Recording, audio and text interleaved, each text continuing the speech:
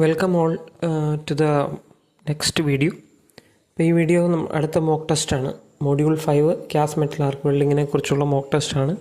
നിങ്ങൾ കഴിഞ്ഞ മോക്ക് ടെസ്റ്റുകളും നമ്മുടെ സ്റ്റഡി പ്ലാൻ അനുസരിച്ച് നിങ്ങൾ പഠിച്ചുകൊണ്ടിരിക്കുകയാണ് എന്ന് ഞാൻ കരുതുന്നു.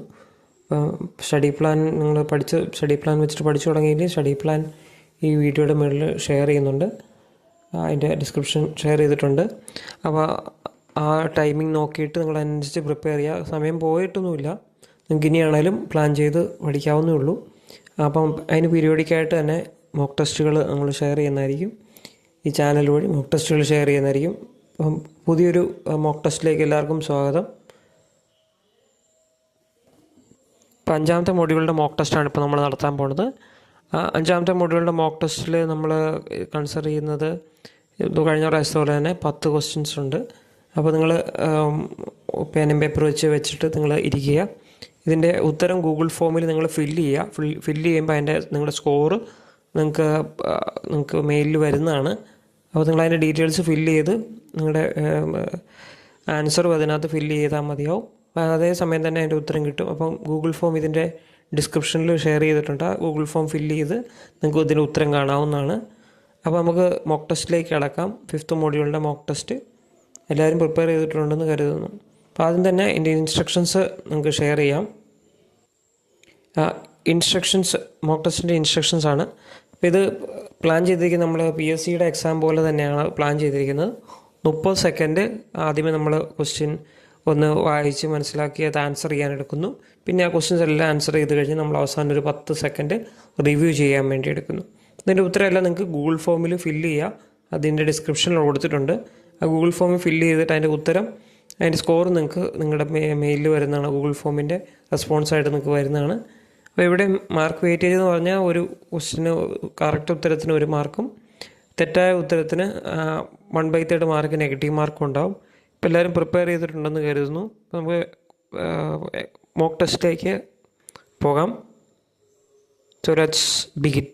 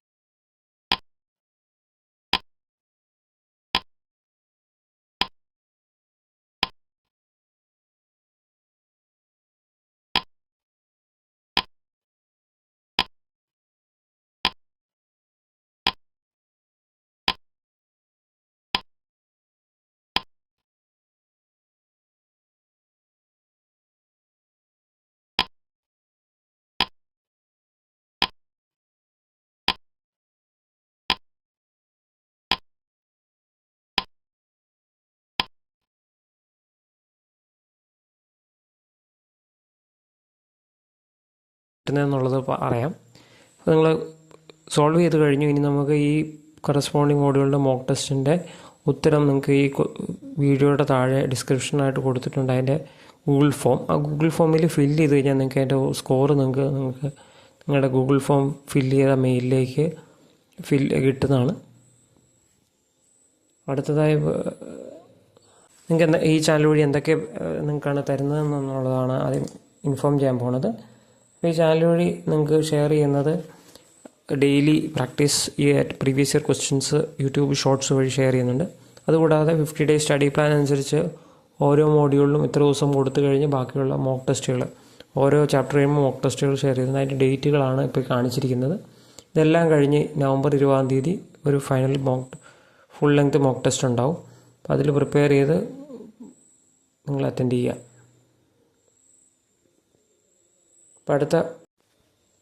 അപ്പോൾ അടുത്തത് പറയുന്നതെന്ന് പറഞ്ഞു കഴിഞ്ഞാൽ അടുത്ത മോക്ക് ടെസ്റ്റ് എന്ന് പറയുന്നത്